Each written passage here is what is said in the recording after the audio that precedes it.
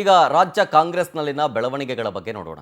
ಕುರ್ಚಿ ಕದನ ಒಂದು ಕಡೆ ನಡೀತಾ ಇದ್ರೆ ಮತ್ತೊಂದು ಕಡೆ ಶಾಸಕರ ವಿದೇಶ ಪ್ರವಾಸ ಈಗ ನಾನಾ ರೀತಿಯ ಚರ್ಚೆಗೆ ಕಾರಣ ಆಗ್ತಾ ಇದೆ.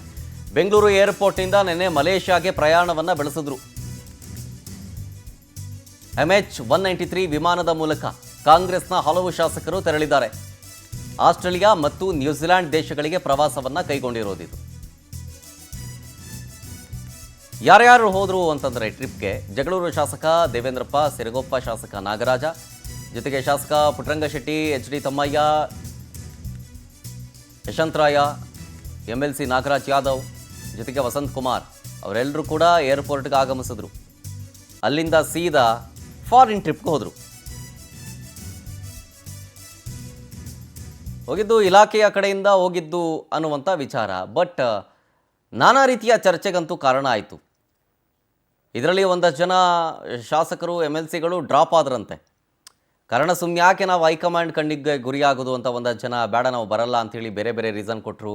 ಇನ್ನೊಂದಷ್ಟು ಜನ ವೀಸಾ ಸಿಕ್ಕಲಿಲ್ಲ, ನಮಗೆ ಸ್ವಲ್ಪ ಸಮಸ್ಯೆ ಆಯಿತು, ಹಾಗಾಗಿ ನಾವು ಹೋಗ್ತಿಲ್ಲ ಅಂಥೇಳಿ ಡ್ರಾಪ್ ಔಟ್ ಆದರು.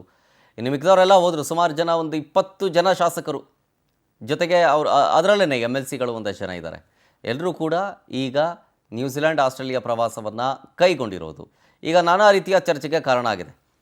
ನಿನ್ನೆ ರಾತ್ರಿ ನ್ಯೂಜಿಲೆಂಡ್ ಪ್ರವಾಸಕ್ಕೆ ಕೈಗೊಂಡ ಸಂದರ್ಭದಲ್ಲಿ ಬೆಂಗಳೂರು ಏರ್ಪೋರ್ಟ್ಗೆ ಬಂದಂಥ ಸಂದರ್ಭದ ವಿಡಿಯೋಸ್ಗಳನ್ನು ಗಮನಿಸ್ತಾ ಇದ್ದೀರಿ. ಡೀಟೇಲ್ಸ್ ಕೊಡ್ತಾರೆ ಇನ್ನಷ್ಟು ನಮ್ಮ ಪ್ರತಿನಿಧಿ ರೂಪೇಶ್ ಬೈಂದೂರು ಲೈವ್ನಲ್ಲಿ. ರೂಪೇಶ್, 20 ಜನ ಶಾಸಕರು ಫಾರಿನ್ ಟ್ರಿಪ್ಗೆ ಹೋದರು. ಅದರಲ್ಲಿ ಒಂದಷ್ಟು ಜನ ಬರಬೇಕಾಗಿತ್ತು, ನಾನಾ ರೀತಿಯ ಕಾರಣವನ್ನು ಕೊಟ್ಟು. ಒಂದು ವೀಸಾ ಸಮಸ್ಯೆ ಆಯಿತು ಅಂತ ಒಂದು ಕಡೆ ಹೇಳ್ತಾರೆ, ಮತ್ತೊಂದು ಕಡೆ ಯಾಕೆ ಸುಮ್ಮನೆ ಹೈಕಮಾಂಡ್ ಕಣ್ಣಿಗೆ ಗುರಿ ಆಗೋದು ಬೇಡ ಅಂಥೇಳಿ ಸೈಲೆಂಟ್ ಆಗಿರೋರು ಒಂದಷ್ಟು ಜನ. ಸೊ ಹಾಗಾಗಿ ಯಾರ್ಯಾರು ಹಾಜರಾಯಿದ್ರು, ಜೊತೆಗೆ ಯಾರ್ಯಾರು ಡ್ರಾಪ್ಔಟ್ ಆದರು, ಜೊತೆಗೆ ಇದು ಯಾವ್ಯಾವ ರೀತಿಯಾಗಿ ಚರ್ಚೆಗೆ ಗ್ರಾಸ ಆಗ್ತಾ ಇದೆ ಅಂತ ರಾಜಕೀಯ ವಲಯದಲ್ಲಿ? ಶರತ್, ಇಲ್ಲಿಗ ಕಾಂಗ್ರೆಸ್ ಶಾಸಕರು ನ್ಯೂಜಿಲೆಂಡ್, ಆಸ್ಟ್ರೇಲಿಯಾ ಪ್ರವಾಸವನ್ನು ಕೈಗೊಳ್ತಾ ಇರೋದು ಸಾಕಷ್ಟು ದೊಡ್ಡ ಮಟ್ಟಕ್ಕೆ ಚರ್ಚೆಯನ್ನು ಹುಟ್ಟಾಗ್ತಾ ಇದೆ. ಯಾಕಂದ್ರೆ ನಾಯಕತ್ವ ಬದಲಾವಣೆ ಆಗ್ತಾ ಇದೆ.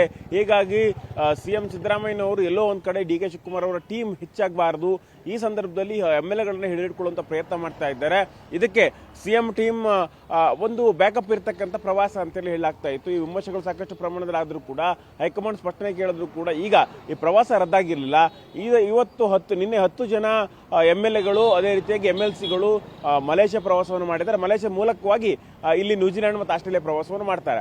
ಈಗ ಗಮನಿಸಿದ್ರೆ ಪುಟ್ಟರಂಗಶೆಟ್ಟಿ, HD ತಮ್ಮಯ್ಯ, ಹಾಗೆ ನಾಗರಾಜ್ ಯಾದವ್, ವಸಂತ್ ಕುಮಾರ್ ಸೇರಿ ಹಲವಾರು ಜನ ನಿನ್ನೆನೆ ಪ್ರವಾಸವನ್ನು ಮಾಡ್ತಾ ಇದ್ದಾರೆ. ಇವತ್ತು 2ನೇ ಟೀಮ್ ಹೋಗುತ್ತೆ ಅನ್ನುವಂಥದ್ದು ಗೊತ್ತಾಗ್ತಾ ಇದೆ. ಹೀಗಾಗಿ ಕೆಲವಷ್ಟು ಜನ ಹಿಂದೆ ಸರಿದಿದ್ರೆ, ಕೆಲವಷ್ಟು ಜನ ಹೋಗ್ತೀವಿ, ನಾವು ಇದು ಖಾಸಗಿ ಪ್ರವಾಸ, ಇದಕ್ಕೂ ಸರ್ಕಾರಕ್ಕೆ ಏನು ಸಂಬಂಧ ಇಲ್ಲ, ಇದಕ್ಕೂ ಪಕ್ಷಕ್ಕೆ ಏನು ಸಂಬಂಧ ಇಲ್ಲ, ನಾವು ಎಲ್ಲೇ ಪ್ರವಾಸ ಮಾಡೋದು ಕೂಡ ಸ್ವತಂತ್ರರಾಗಿದ್ದೇವೆ. ಹೀಗಾಗಿ ಈ ಪ್ರವಾಸಕ್ಕೆ ಯಾಕೆ ಈ ರೀತಿಯಾಗಿ ವ್ಯಾಖ್ಯಾನ ಮಾಡಬೇಕು ಅಂತೇಳಿ ಹೇಳಿದ್ದಾರೆ. ಅದೇ ರೀತಿಯಾಗಿ ನಿನ್ನೆ DK ಶಿವಕುಮಾರ್ ಕೂಡ ಖಾರವಾಗಿ ಪ್ರತಿಕ್ರಿಯಿಸಿದ್ದಾರೆ. ಯಾರು ಕಳಿಸ್ತಾ ಇದ್ದಾರೋ, ಯಾರು ಸ್ಪಾನ್ಸರ್ ಮಾಡ್ತಾ ಇದ್ದಾರೋ ಗೊತ್ತಿಲ್ಲ ಅಂತೇಳಿ ಹೇಳಿದ್ದಾರೆ. ಈ ಮೂಲಕ ಯಾರೊಬ್ರು ಕಳಿಸ್ತಾ ಇದ್ದಾರೆ ಅನ್ನೋದು ಸ್ಪಷ್ಟವಾಗ್ತಾ ಹೋಗುತ್ತೆ. DK ಶಿವಕುಮಾರ್ ಕೂಡ ವಿಚಾರದಲ್ಲಿ ಬೇಜಾರಿದೆ ಅಂತೇಳಿ ಗೊತ್ತಾಗ್ತಾ ಹೋಗುತ್ತೆ. ಆದ್ರೆ ಈಗ ಇವತ್ತು ಕೂಡ ಇನ್ನೊಂದು ಟೀಮ್ ಹೋಗುತ್ತೆ ಅನ್ನುವಂಥ ವಿಚಾರಗಳು ಗೊತ್ತಾಗ್ತಾ ಇದೆ. ಹೀಗಾಗಿ ನಿನ್ನೆ 10 ಜನ ಹೋಗಿದ್ದಾರೆ, ಇವತ್ತು ಒಂದು 10 ಜನ ಹೋಗ್ಬೋದು ಅಂತ ಹೇಳಲಾಗ್ತಾ ಇತ್ತು. ಹೀಗಾಗಿ ಇವತ್ತು ಯಾರ್ಯಾರು ಹೋಗೋದಿಲ್ಲ ಅನ್ನೋದ್ರ ಮೇಲೆ ಯಾರೀಗ ಪ್ರವಾಸ ರದ್ದು ಮಾಡ್ಕೊಂಡಿದ್ದಾರೆ, ಕ್ಯಾನ್ಸಲ್ ಮಾಡ್ಕೊಂಡಿದ್ದಾರೆ ಅನ್ನೋದು ಗೊತ್ತಾಗ್ತಾ ಹೋಗುತ್ತೆ. Sharath. Okay, thank you Rupesh ಡೀಟೇಲ್ಸ್ಗಾಗಿ.